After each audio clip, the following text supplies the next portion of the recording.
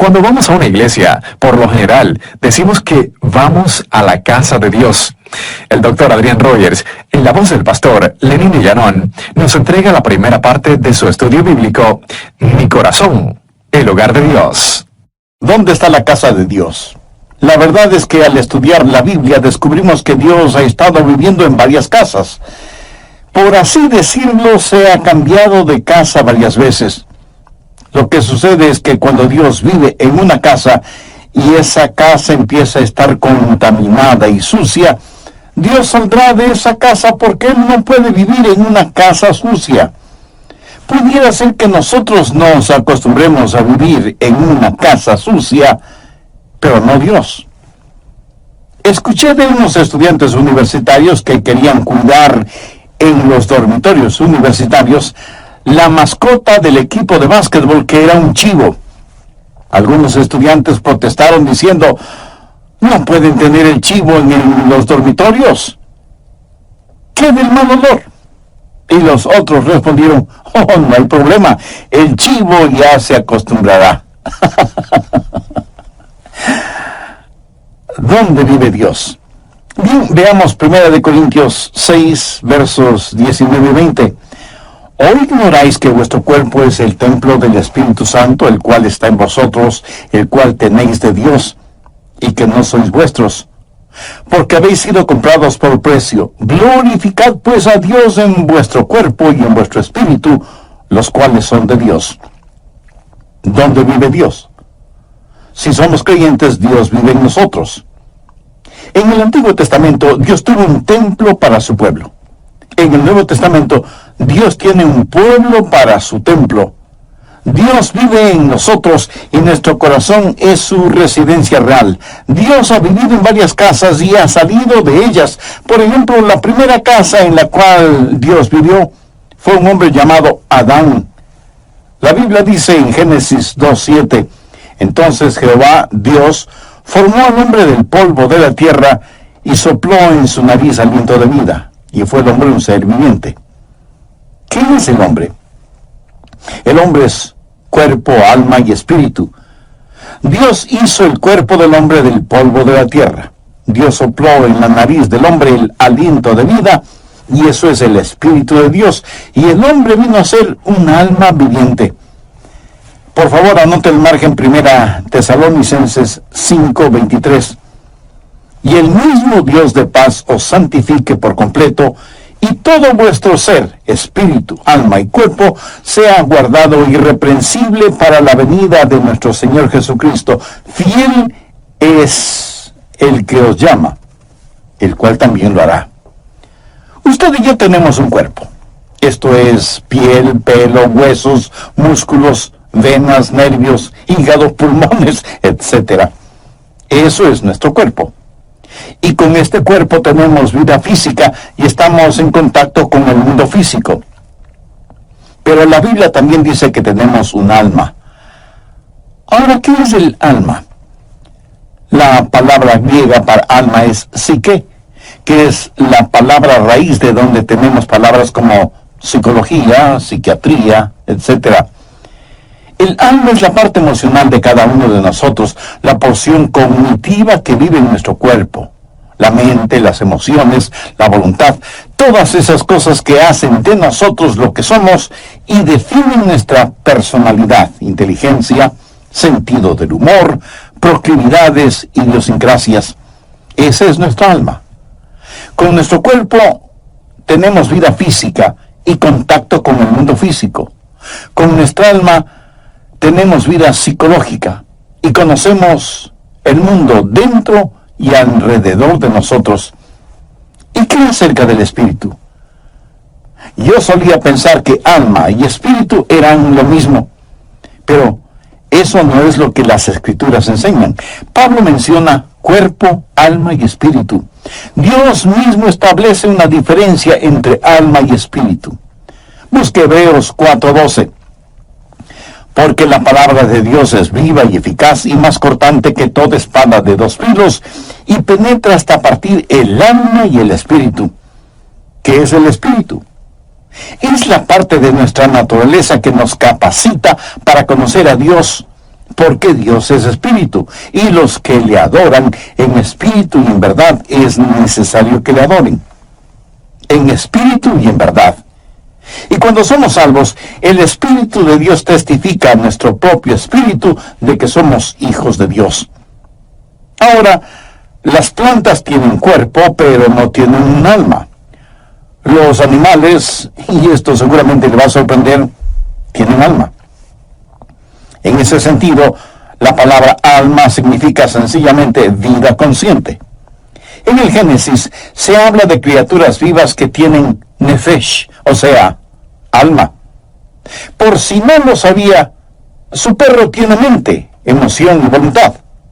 Pero lo que le hace al hombre más que un animal inteligente es que tiene un espíritu. Los perros nunca oran, aunque muchos seres humanos tampoco lo hacen. Y los animales no piensan en la eternidad. Las plantas tienen vida inanimada, los animales tienen vida animada, pero solo los humanos tienen vida espiritual. Dios puso en nosotros un espíritu, sopló en nuestra nariz aliento de vida y vinimos a ser seres vivientes, porque el Espíritu de Dios está en nosotros. Es el Espíritu el órgano de nuestro conocimiento espiritual, y Dios creó al hombre para vivir en él, y Adán fue una casa de 3/4, por así decirlo. Siendo que Dios es un Dios trino, tiene preferencia por el número 3, Padre, Hijo y Espíritu Santo. Y todo lo que Dios creó refleja esa verdad. ¿Qué es el espacio? Altura, anchura y profundidad. La altura no es la anchura y la anchura no es la profundidad. Cada una es diferente, pero son lo mismo. Son distintivas, pero inseparables, como el Padre, el Hijo y el Espíritu Santo. Pero no solo el espacio, sino también el tiempo. ¿Qué es el tiempo? Pasado, presente y futuro. El pasado no es el presente no es el futuro y el futuro no es el pasado. Cada uno es distintivo, pero son inseparables. Y cuando Dios creó al hombre, lo hizo cuerpo, alma y espíritu. Y todo vuestro ser, espíritu, alma y cuerpo, sea guardado irreprensible para la venida de nuestro Señor Jesucristo. Fiel es el que os llama, el cual también lo hará. Cuando Adán salió de la línea de ensamblaje celestial, iba a ser una residencia real. Dios iba a vivir en el espíritu de Adán. Y cuando la Biblia dice que Dios caminaba con Adán, ¿cree usted que Dios físicamente tomaba a Adán por el brazo para pasear por el jardín del Edén? Puede ser que sí, puede ser que no. Dios tiene poder para hacer lo que quiera hacer. Yo creo que Dios no estaba en el exterior, sino en el interior de Adán. Adán fue la casa primaria de Dios. Ahora quiero que anote las siguientes palabras, porque este estudio bíblico se desarrolla alrededor de esas palabras: diseño, deshonra, desolación y destrucción. En primer lugar, Dios creó a Adán, y Adán fue una casa de 3/4. El cuarto más interior, el espíritu, es donde Dios moraba con Adán. Dios diseñó esta casa de 3/4 como su casa primaria. Pero no solo fue una casa diseñada, sino que en segundo lugar se volvió una casa deshonrada cuando Adán pecó contra Dios. En Génesis 3:6 leemos: y vio la mujer que el árbol era bueno para comer y que era agradable a los ojos, y árbol codiciable para alcanzar la sabiduría. Y tomó de su fruto y comió, y dio también a su marido, el cual comió así como ella. Eso sencillamente quiere decir que pecaron, transgredieron la ley de Dios, porque cualquier pecado es transgresión de la ley divina. Desobedecieron a Dios. Y esta hermosa casa que Dios hizo fue contaminada, deshonrada, ensuciada y quedó desolada porque Dios salió de esa casa. Génesis 3:19 dice: con el sudor de tu rostro comerás el pan hasta que vuelvas a la tierra, porque de ella fuiste tomado, pues polvo eres, y al polvo volverás. Cuando Adán pecó, Dios salió de la casa, Y ahora Adán espiritualmente está sin Dios, pero su alma y su cuerpo están vivos. Adán es ahora una casa desolada, sin Dios. Y en vez de centrarse en Dios, se centra en sí mismo. Y en vez de que el espíritu tenga dominio sobre el alma tiene dominio sobre la mente, las emociones y la voluntad. Así que la casa diseñada fue deshonrada y quedó desolada. Y será finalmente destruida, pues polvo eres, y al polvo volverás. ¿Cómo murió Adán? Dios había advertido a Adán y a Eva que si comían del árbol prohibido, morirían. Cuando usted lee la Biblia, descubre que Adán vivió 900 años y tuvo hijos. Pero Dios no había dicho que morirían si comían del fruto prohibido. Entonces, ¿murió o no murió? Déjeme decirle cómo murió Adán. Murió inmediatamente en su espíritu, murió progresivamente en su alma y murió definitivamente en su cuerpo. Esto es muy importante y quiero que se lo grabe muy bien en su memoria. Ahora, ¿qué significa el estar perdido? ¿Están perdidos solo los ladrones, los violadores, los asesinos, los drogadictos, los depravados sexuales? No. Estar perdido es estar sin Dios. ¿Cuánto se necesita pecar para estar sin Dios? La mitad de un pecado, ni siquiera un pecado entero. Dios jamás vivirá en una casa sucia. Dios ya no permaneció en Adán, que fue su residencia real y primaria. El instante que Adán pecó, inmediatamente murió en su espíritu. Leemos en 1 de Juan 5:12, el que tiene al Hijo tiene la vida, el que no tiene al Hijo de Dios no tiene la vida. Muchos de quienes me escuchan este mismo momento, aunque sientan latir su corazón y sepan que sus mentes están lúcidas, si no tienen a Cristo, están muertos. Y hay millones de muertos vivientes en el mundo. Y usted, aunque no se haya dado cuenta, probablemente está rodeado de gente que vive, pero en realidad está muerta. O a lo mejor usted mismo es una de esas personas. Adán murió inmediatamente en su espíritu y progresivamente en su alma. Ahora, ¿qué es el alma? La mente, la emoción y la voluntad.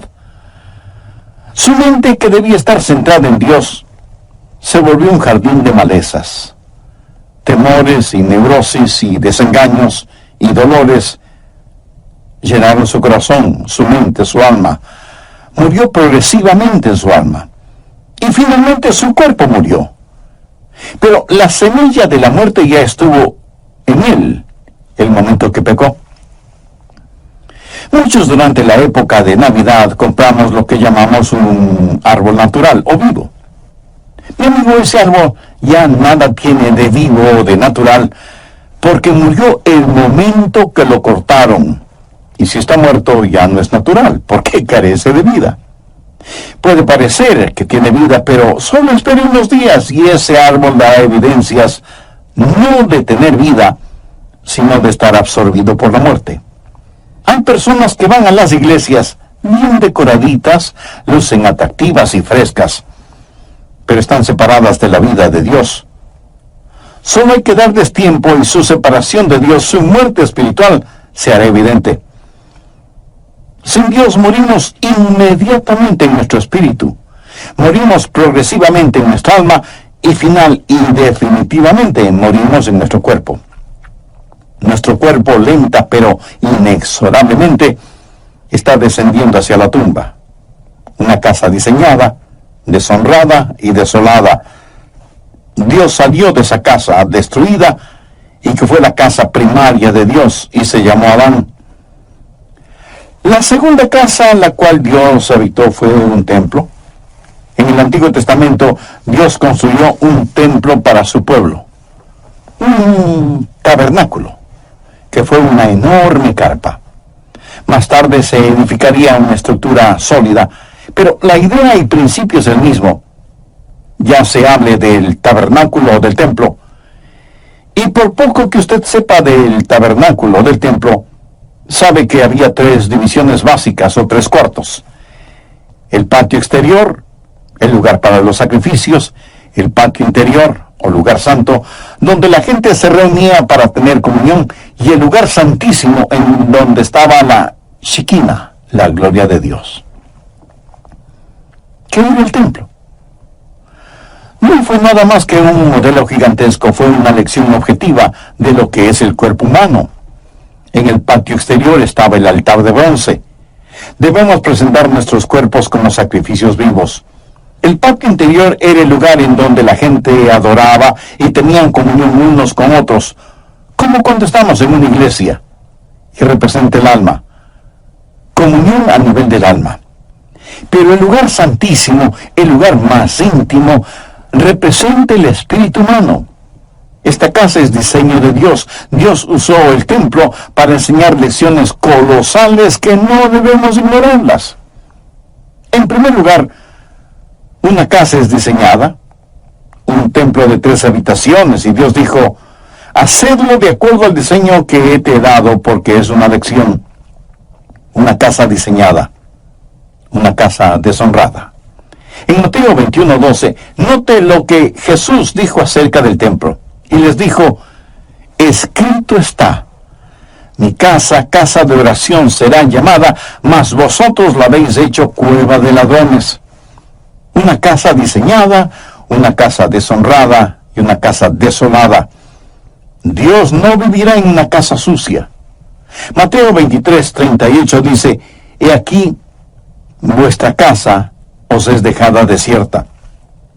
Ahora, por favor, note lo siguiente. Ya no la llama la casa de mi padre o mi casa. Ahora es vuestra casa. Lo extraño es que después de que ellos habían convertido el templo en una cueva de ladrones, continuaban adorando en el templo. Pero Dios estaba a años luz de distancia de ese lugar.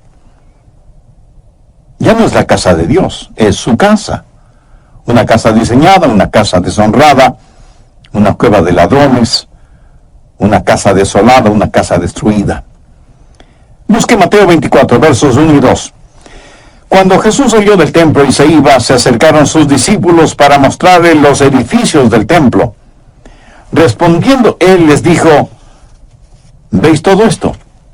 De cierto os digo que no quedará aquí piedra sobre piedra que no sea derribada. En la actualidad usted puede visitar el sitio en donde estuvo el templo una vez y no encontrará una piedra sobre otra. Hay otros templos que han sido preservados, pero no este. La profecía de Jesús se cumplió. Está viendo lo que sucede. Una casa primaria, una casa designada y diseñada, y Dios sigue adelante. ¿Alguna vez ha considerado a su cuerpo como la casa de Dios? Si usted es un creyente, sabe que su cuerpo es el templo del Espíritu Santo, y así lo enseña enfáticamente la palabra de Dios. Ahora, si usted no tiene una relación personal con Dios por medio de Jesucristo, no se preocupará demasiado en tener esos del 19 al 21. Note lo que Jesús dijo acerca de él mismo. Respondió Jesús y les dijo, destruid este templo, y en 3 días lo levantaré. Dijeron luego los judíos, en 46 años fue edificado este templo, y tú en 3 días lo levantarás. Mas él hablaba del templo de su cuerpo. Jesús supo que su cuerpo era el templo de Dios, y era un templo perfecto. Primero, una casa designada.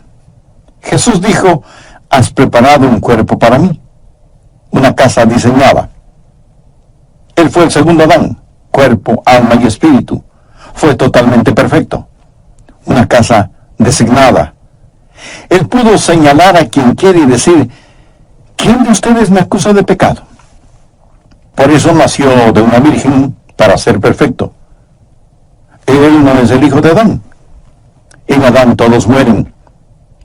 Él vino como lo hizo, nació de una virgen para ser lo que fue, sin pecado. Él fue lo que fue, sin pecado, para hacer lo que hizo, morir por nuestros pecados.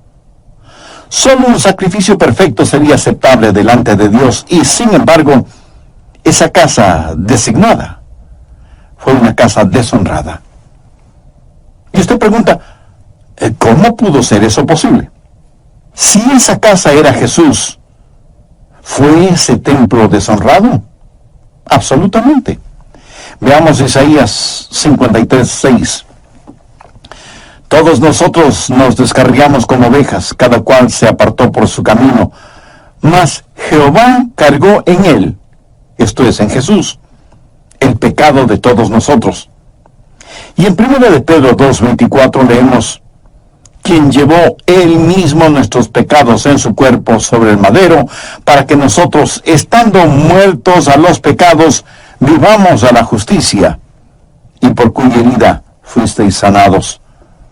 La Biblia también dice que al que no conoció pecado, o sea, Jesús, por nosotros lo hizo pecado. Dios tomó mi pecado, su pecado, nuestro pecado, toda la podredumbre, suciedad y maldad de este mundo, y lo puso sobre el Señor Jesucristo. Él nunca pecó, pero todos nuestros pecados fueron puestos sobre Él. Una casa designada, una casa deshonrada, una casa desolada. Veamos Mateo 27:46. Jesús está clavado en ese invento infernal llamado cruz, y agonizante y sangrante, y dice, Elí, Elí, lama sabactani. Esto es, Dios mío, ¿por qué me has desamparado? Bueno, le diré por qué lo hizo. Dios no puede vivir en una casa sucia. Cuando Jesús estuvo dispuesto a ser nuestro sustituto y cargar con nuestros pecados, todos nuestros pecados, entonces esa casa perfecta fue deshonrada. Y Dios el Padre le dio la espalda a su Hijo, porque Dios, que es de ojos puros, no puede contemplar la iniquidad. Y ahí está Jesús clavado en la cruz, llevando los pecados de todo el mundo. Por eso su desgarradora pregunta, Dios mío, ¿por qué me has desamparado? Y si Jesús murió en su lugar, usted debe amarle por lo que Él hizo por usted. Antes de morir, David dijo, aunque ande en valle de sombras de muerte, no temeré mal alguno, porque tú estarás conmigo. Y Jesús cruzó ese valle completamente solo. Ni siquiera pudo pedir que su Padre le acompañara. Una casa designada, una casa deshonrada, una casa desolada, una casa destruida. Juan 2:19 dice, respondió Jesús y les dijo, destruid este templo y en 3 días lo levantaré. Jesús sabía que iba a ser destruido. ¿Y quién iba a destruirlo? Dios el Padre. Y alguien me dirá de inmediato, un momento, pastor, pensé que nosotros crucificamos a Jesús. Bueno, sí, en el sentido que Él murió por nuestros pecados. Pero en Isaías 53:10 leemos, con todo esto, Jehová quiso quebrantarlo sujetándole a padecimiento. Cuando Jesús tomó mi pecado y fue mi sustituto en la cruz, Dios tenía que tratarle a Él como me hubiera tratado a mí. Una casa designada, una casa deshonrada, una casa desolada, una casa destruida. La Biblia dice en Romanos 8:32, el que no escatimó ni a su propio Hijo. Permítame hacerle una pregunta.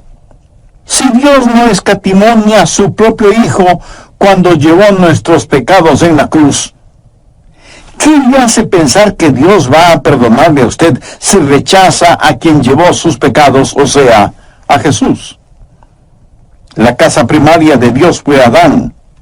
La casa perfecta de Dios fue el Señor Jesús. ¿Sabía que Dios dejó de cambiarse de casa? Veamos 1 Corintios 6, 19 y 20. ¿O ignoráis que vuestro cuerpo es templo del Espíritu Santo, el cual está en vosotros, el cual tenéis de Dios, y que no sois vuestros? Porque habéis sido comprados por precio. Glorificad pues a Dios en vuestro cuerpo y en vuestro espíritu, los cuales son de Dios. ¿Quiere saber en dónde vive Dios ahora? Si usted es un creyente, Dios vive en usted. Dios vive en mí. Y ya no se cambiará de casa. Y tal vez usted me pregunte, pastor, ¿está seguro de eso? Total, absoluta y completamente seguro. Anote el margen, 2 Corintios 6:16. ¿Y qué acuerdo hay entre el templo de Dios y los ídolos? Porque vosotros sois el templo del Dios viviente. Como Dios dijo, habitaré y andaré entre ellos y seré su Dios, y ellos serán mi pueblo. Ahora retrocedamos hasta el Evangelio de Juan, capítulo 14 y verso 16. Y yo rogaré al Padre y os dará otro consolador, para que esté con vosotros para siempre. Note la última parte de esa promesa, para que esté con vosotros. ¿Por cuánto tiempo? Para siempre. Y en Efesios 3:17 leemos, para que habite Cristo por la fe en vuestros corazones. Dios ya no se cambia de casa. Muchas veces cuando vamos a la iglesia, por lo general decimos, vamos a la casa de Dios. Pero eso no es exactamente así, porque la verdad es que estamos llevando la casa de Dios, esto es, nosotros mismos, al templo. Bien, antes de finalizar, saquemos algunas conclusiones o lecciones de todo esto. Primero, la lección concerniente a la salvación. ¿Qué es la salvación? Salvación no es sacar al hombre de la tierra y llevarlo al cielo. Esa es la idea que la mayoría de las personas tiene. Por eso preguntan, ¿no quiere ser salvo para irse al cielo? Ahora, por supuesto que quiere ir al cielo, pero eso no es la salvación. Eso es solo un subproducto de la salvación. Así que repito, salvación no es sacar al hombre de la tierra y llevarlo al cielo. Salvación es que Dios salga del cielo y entre en el hombre. Ser salvo es tener a Dios en su corazón. Ayudar. Su inquietud es honesta y válida. Permítame decirle lo que sucede. Debido al sacrificio en el Calvario, ningún pecado le será imputado a usted. Busque Romanos 4, los versos 7 y 8. Bienaventurados aquellos cuyas iniquidades son perdonadas y cuyos pecados son cubiertos. Bienaventurado el varón a quien el Señor no inculpa de pecado. Si Dios tuviera que poner a un medio pecado en su hoja de vida, él tendría que cambiarse de casa. Pero no le inculpa a usted de pecado porque ya le perdonó. Entonces, ¿qué sucede si usted vuelve a pecar? Que Dios tendrá que disciplinarle, tendrá que castigarle. ¿Qué es lo que dice Hebreos 12:6? Porque el Señor al que ama disciplina y azota a todo el que recibe por hijo. Algunas personas no creen en la eterna seguridad del creyente. Piensan que usted puede salvarse y perderse, salvarse y perderse. Y si usted cree semejante cosa, se volverá en un neurótico espiritual. Algunos dicen, oh, yo creo en la seguridad y creeré absolutamente en ella cuando llegue al cielo. Otros piensan, cuando súbitamente dé el gran salto hacia el cielo, cerraré las puertas celestiales detrás de mí y diré, vaya, ahora estoy a salvo. Bien, pero espere un minuto. ¿Qué le hace pensar que estará seguro allá arriba si es que no está seguro aquí abajo? Recuerde que ángeles cayeron del cielo. Escúcheme muy atentamente. Seguridad no es un lugar. Seguridad es una persona.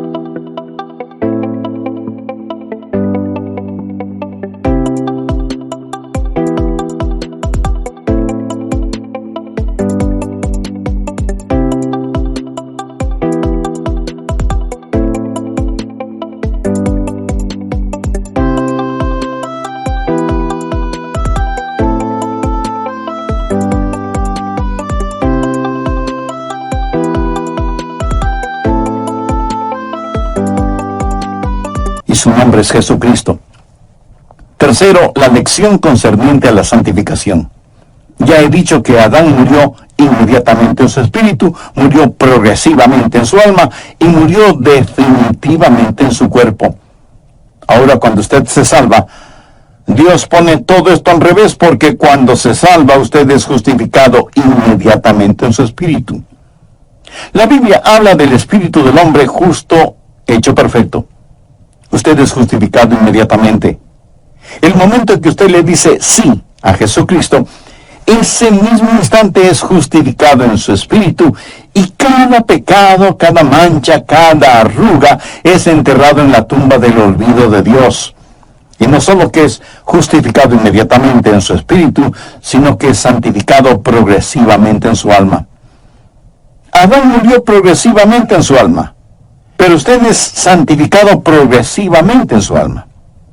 Dios trabaja en usted diariamente para que sea más y más a la semejanza del Señor Jesucristo, porque nosotros no estamos totalmente santificados todavía. Filipenses 1:6 dice: al que comenzó en vosotros la buena obra, la perfeccionará hasta el día de Jesucristo. Justificados inmediatamente en el Espíritu, santificados progresivamente en el alma, y por último, nadie puede responder, porque hay cosas que sabemos y cosas que no sabemos. Cosas sobre las cuales podemos ser muy dogmáticos y cosas sobre las cuales no debemos ser dogmáticos. Primera de Juan 3:2 dice: amados, ahora somos hijos de Dios, y aún no se ha manifestado lo que hemos de ser, pero sabemos que cuando Él se manifieste, seremos semejantes a Él, porque le veremos tal como Él es. Seremos hechos a la semejanza del Señor Jesucristo. Adán murió inmediatamente en su espíritu, progresivamente en su alma y definitivamente en su cuerpo. Yo soy justificado inmediatamente en mi espíritu, santificado progresivamente en mi alma y glorificado definitivamente en mi cuerpo.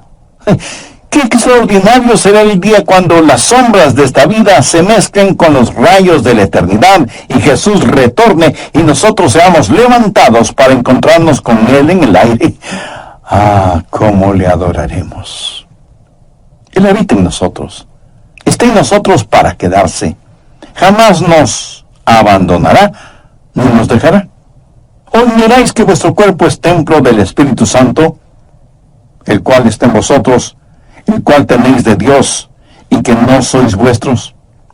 Porque habéis sido comprados por precio. Glorificad pues a Dios en vuestro cuerpo y en vuestro espíritu, los cuales son de Dios. Su cuerpo es el templo del Espíritu Santo de Dios. ¿Cuántos de ustedes usan un lenguaje soez que no lo usan cuando están en la iglesia? Recuerde que cada día es un día santo y cada lugar es un lugar sagrado. Usted no haría nada para deshonrar o ensuciar la iglesia a la que asiste, ¿verdad? Entonces,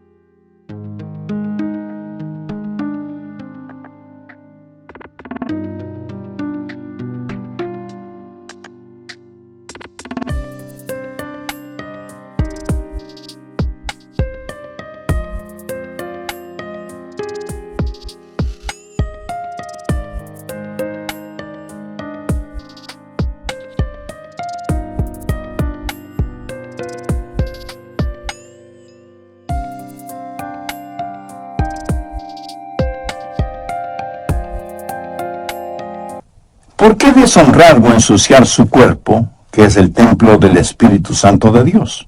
Si usted es un creyente, Dios vive en usted. Él ha hecho morada en su corazón y su vida, y ya nunca jamás se cambiará de casa. Si usted aún no es salvo, pero quiere serlo, le prometo con la autoridad de la palabra de Dios que Jesús le salvará. como salvó a aquella mujer cuya carta leí. Y si usted está pensando, pero yo no soy pecador como ella, ¿sabe lo que Jesús les dijo a los fariseos que se creían tan justos y piadosos? De cierto os digo que los publicanos y las rameras van delante de vosotros al reino de Dios. No hay ninguna persona tan mala que no pueda ser salvada, y no hay ninguna persona tan buena que no necesite salvación.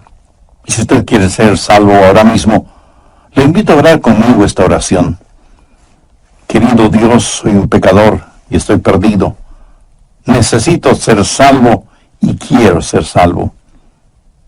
Señor Jesús, tú moriste en la cruz del Calvario para salvarme y prometiste que me salvarías